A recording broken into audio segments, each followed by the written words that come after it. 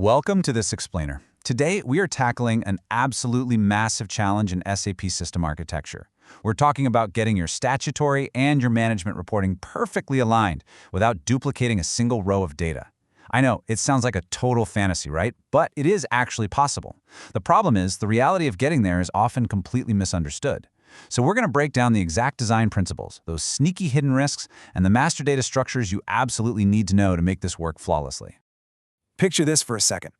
Imagine the absolute nightmare of completing your legal consolidation flawlessly. Your auditors are thrilled, the statutory numbers are locked in, everything balances beautifully. But then, you take a look at your internal business segment profit and loss statements, and they are completely ruined. The numbers just make zero sense. And you know what the scariest part is? It's all because of one single hidden data failure that your legal consolidation completely ignored. This is a very real risk for global enterprises, and it's exactly what we're going to solve today. But before we solve that nightmare, we need to get on the same page. What actually is SAP S/4HANA Matrix Consolidation? Well, at its core, it's the ability to simultaneously query one single dataset to answer two totally different organizational questions. You aren't keeping separate accounting datasets for your legal hierarchy and your management hierarchy anymore. Instead, you're capturing that data just once and then applying dynamic reporting logic to view it from multiple perspectives. There's no data cloning, no redundant journal entry madness, just one single truth, dynamically interpreted. Okay, here is our roadmap for today's explainer. First, we'll bust the matrix consolidation myth. Then, we'll explore one data, multiple views. Third, we'll dive into the closest common parent. Fourth, we'll uncover the partner dimension risk. And finally, we'll lock things down with ICMR as a quality gate. All right, let's jump straight into Section 1, the matrix consolidation myth. This whole concept represents a profound paradigm shift. Think about the legacy mindset for a second. It approaches consolidation by asking, hey, how many separate elimination journal entries do I need to make? People naturally assume they need one set of posting level 20 eliminations for the legal view, and then a completely different, duplicated set of entries for the profit center or segment view. But S/4HANA completely flips the script. The mindset shifts away from endless redundant eliminations and moves towards structuring one really intelligent dataset. Your goal now is to build a single data foundation so that SAP's reporting logic can dynamically generate multiple views. You're not building two sets of books anymore. You are building one highly structured mirror of your entire business. Which brings us perfectly to Section 2, one data, multiple views. Let's trace the actual end-to-end journey of a transaction here. Step 1 kicks off in the Universal Journal, ACDOCA, where the basic business transaction is captured right alongside all its attributes, like the company code and profit center. Step 2 is the data release, which pushes this straight into group reporting. Step 3 is a really crucial checkpoint we're going to dig into a bit later, the ICMR matrix reconciliation. This checks the data for structural symmetry. Then Step 4 is where the magic anchors itself. ACDOU stores this single dataset, and that includes your posting level 20 elimination entries. Finally, in Step 5, the reporting logic takes the wheel. It dynamically applies your specific legal or management hierarchies to that exact same data. This lets you view statutory and management consolidations at the exact same time without ever cloning a single row of data. Pretty amazing, right? Okay, moving right along to Section 3, the closest common parent.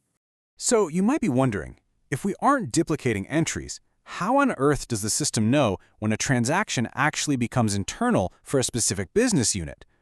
Well, it all comes down to a concept called the closest common parent, which is sometimes called the first common parent rule.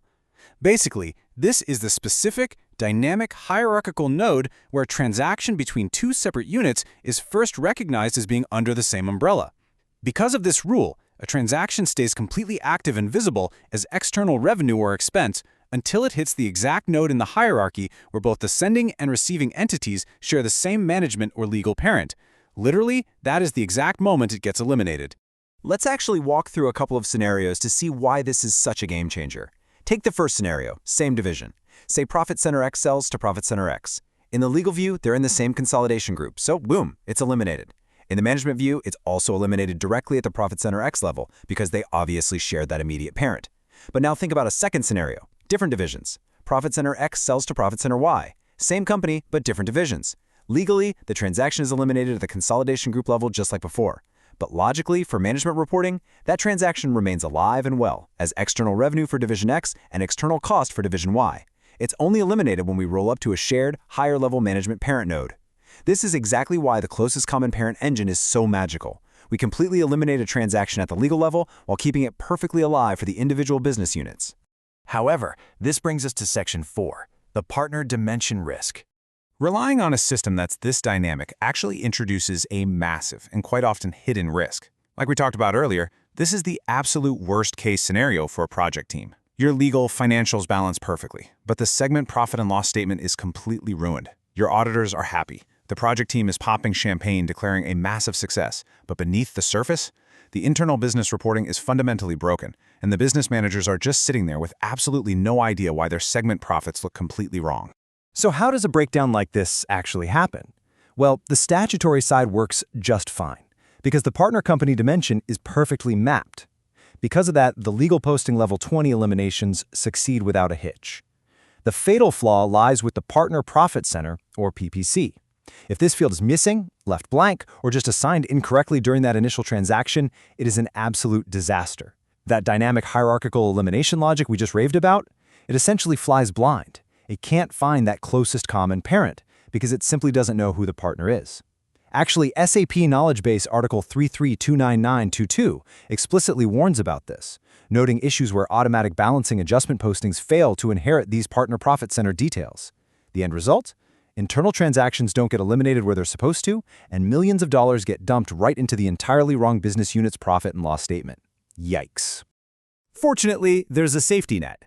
Let's look at Section 5, ICMR as quality gate. The good news is, we don't just have to cross our fingers, close our eyes, and hope the data is right. We can completely neutralize the partner dimension risk by leveraging ICMR, intercompany matching and reconciliation.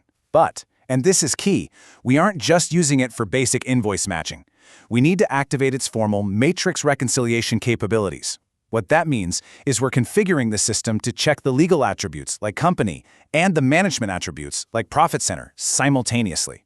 We are forcing the system to verify symmetry. So if company A, profit center X, logs a transaction, it must perfectly match the other side, company B, profit center X.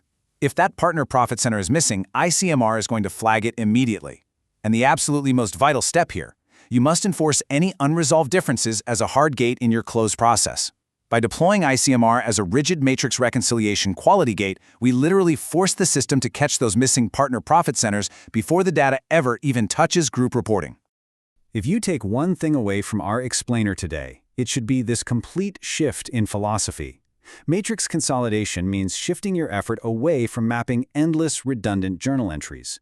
You just don't need a massive web of eliminations anymore.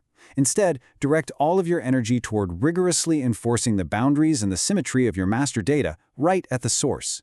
If you build the data structure perfectly, guaranteeing that every single transaction has its corresponding partner dimensions, you can step back and just let S/4HANA's reporting logic do the rest. So, as you assess your own SAP environment and review your upcoming implementation plans, I want to leave you with this critical question to chew on.